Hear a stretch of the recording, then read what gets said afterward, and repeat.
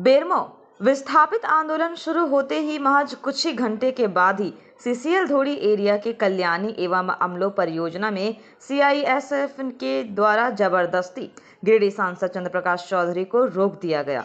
इस पर स्थानीय सांसद श्री चौधरी ने दरी पर बैठकर आंदोलन का शंखनाद शुरू कर दिया। आंदोलन का नेतृत्व सांसद चंद्र प्रकाश चौधरी, गोमिया विधायक लंबोदर महतो, महिला नेत्री यशोदा देवी, भाजपा महिला नेत्री सीमा देवी, संतोष महतो, दीपक महतो, जयलाल महतो, नरेश महतो, धनेश्वर महतो, शक्तिनाथ महतो, गुड्डन सिंह, चिकू शर्मा, छात्र नेता पप्पू सिंह आदि कर रहे थे। लगभग दोपहर 2 बजे के आसपास प्रबंधन की ओर से कोल इंडिया चेयरमैन के द्वारा एवं डीवीसी की ओर से 2 दिसंबर को कोल इंडिया मुख्यालय कोलकाता में कोल इंडिया के अध्यक्ष के साथ एवं 3 दिसंबर को डीवीसी के अध्यक्ष के साथ कोलकाता मुख्यालय में सांसद चंद्र प्रकाश चौधरी को वार्ता के लिए आमंत्रित किया गया। आंदोलन शुरू होने के महज कुछ घंटे बाद ही वार्ता का यह निमंत्रण डीवीसी और कोल इंडिया के मुख्यालय से स्थानीय सांसद को मिल जाता है। तत्पश्चात आंदोलन समाप्ति की घोषणा कर दी जाती है। इसे विस्थापितों ने अपने पक्ष में बड़ी जीत मानी है। खबर झारखंड की चैनल के द्वारा प्रमुखता से दिखाया गया था, जिसका आज ये असर हुआ। बोकारो बेरमो से प्रकाश की रिपोर्ट। स्थगित की हो क्या प्रबंधन से आश्वासन पूर्व निर्धारित कार्यक्रम के तहत विस्थापित के मांग को लेकर हमने तीनों एरिया ढोरी, बीएचके और कटारा एरिया प्लस सीटीपीएस और बीटीपीएस प्रबंधन को हमने लिखित रूप से विस्थापितों की समस्या को, क्योंकि पहले भी कई बार विस्थापितों के साथ हमारी बैठक हुई थी और राज्य सरकार और के साथ और मैनेजमेंट के साथ और विस्थापितों के साथ लगातार कई बार बैठक भी हुआ था और सरकार से आदेश भी आया था कि हर महीना इस बैठक को जितना भी विस्थापित छोटा छोटा समस्या उसको समाप्त करना। लेकिन एक बार मात्र बैठक हुआ, जो 2 साल से भी ज़्यादा हो गया और उस बैठक में हम भी उपस्थित हुए थे। उसमें कहा कि भाई फिर अगले महीना बैठेंगे, फिर अगले महीना बैठेंगे, जैसे जैसे कागजात लोगों का आएगा उस तरह से उसका निष्पादन होगा। लेकिन एक बैठक के बाद दोबारा बैठक नहीं हुआ और विस्थापितों का कोई भी समाधान नहीं हुआ। एक बार डीएम से करने पर और सीएम टाल मटोल का नीति लोगों का हमेशा रहा, जिस प्रकार कि आश्वासन हमेशा लोगों को देता रहा, आश्वासन के बल पर ही काम चलता रहा और विस्थापित का कोई हक नहीं मिला। तो इस बार हम निर्णय लिए जो है विस्थापितों का हक के लिए जो जिन्विन मांग, जो पुनर्वास नीति के तहत पुनर्वास करना, विस्थापितों को उसको मुआवजा देना, उसका आज तक भी कई ऐसे लोगों को आज तक जमीन का भुगतान नहीं हुआ। आज कई लोगों को आज तक नौकरी नहीं हुआ, लोग ऑफिस का चक्कर दौड़ रहा है लेकिन कोई ठोस नहीं दे रहा। इसलिए सामूहिक रूप से क्योंकि 3 एरिया और 2 डीवीसी का एरिया वो विस्थापित लोग काफ़ी प्रभावित है। आज जो विस्थापित हुए आज तक उनको कोई प्रमाण पत्र तक नहीं मिला। विस्थापित हुआ, जमीन दिया गया, बसने के लिए दिया गया, लेकिन उसका कोई प्रमाण नहीं दिया। आज लोग कोई जाति प्रमाण पत्र नहीं बना पड़ता है, आय प्रमाण पत्र विस्थापित तो आवासीय प्रमाण पत्र नहीं बना पाता क्योंकि उनके पास कोई कागजात नहीं। और एक तरफ दूसरे तरफ हम लोग देखते हैं कोई डीवीसी का कोई सुविधा भी नहीं मिला, ना पानी मिला, ना बिजली मिला, ना स्वास्थ्य का सुविधा मिला, किसी भी प्रकार का, ना शिक्षा का कोई बच्चों का सुविधा मिला।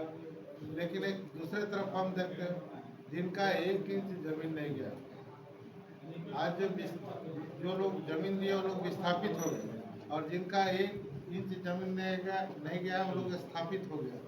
आप समझ सकते जो पानी फ्री, बिजली फ्री, शिक्षा, उनके लिए सारा चीज़ है, सारा बिजनेस उनके हाथ में, सारा सब कुछ है, लेकिन विस्थापितों को कहीं हक नहीं मिला। इसलिए हम लोग का डिमांड है कि विस्थापितों को उसका हक मिले।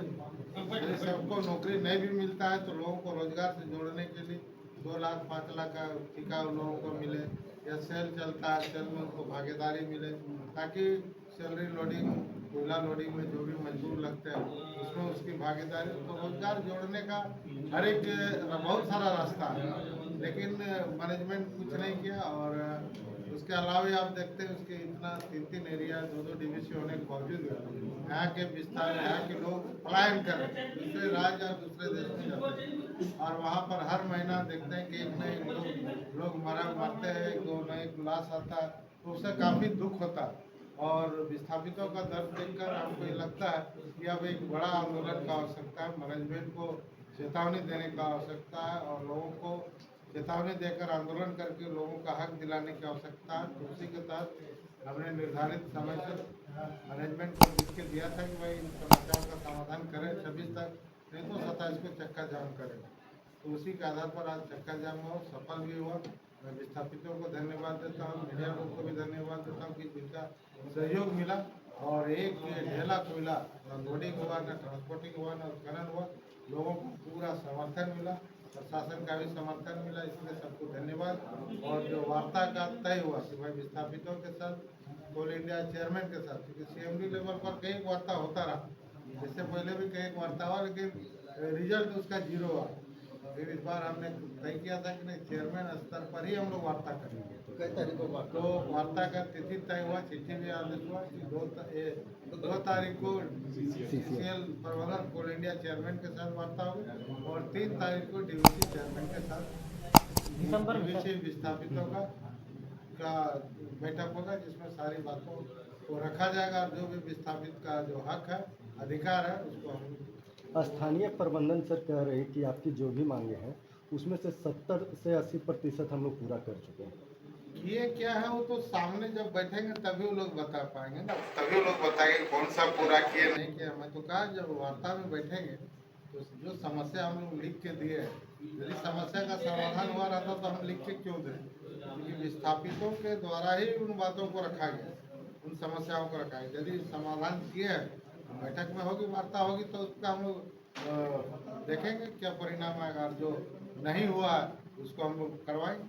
सर आज जो आपकी बंदी थी उसमें एक यूनियन देखा गया कि प्रबंधन के पक्ष में माइक चालू करवाना या काम। देखिए, मैंने पहले कहा विस्थापितों के साथ हमेशा लोग अन्याय किया है, विस्थापितों को लोग ठगने का काम किया है। मैनेजमेंट का कुछ लोग दलाली भी करते हैं, जिनका 1 इंच, मैंने पहले इशारा किया कि जिनका 1 इंच जमीन नहीं गया, जो पूरा स्थापित हो गए हर चीज़ में, राजनीति से लेकर दुकानदारी से ट्रांसपोर्टर ठेकेदारी, सारा चीज़ में स्थापित हो गए।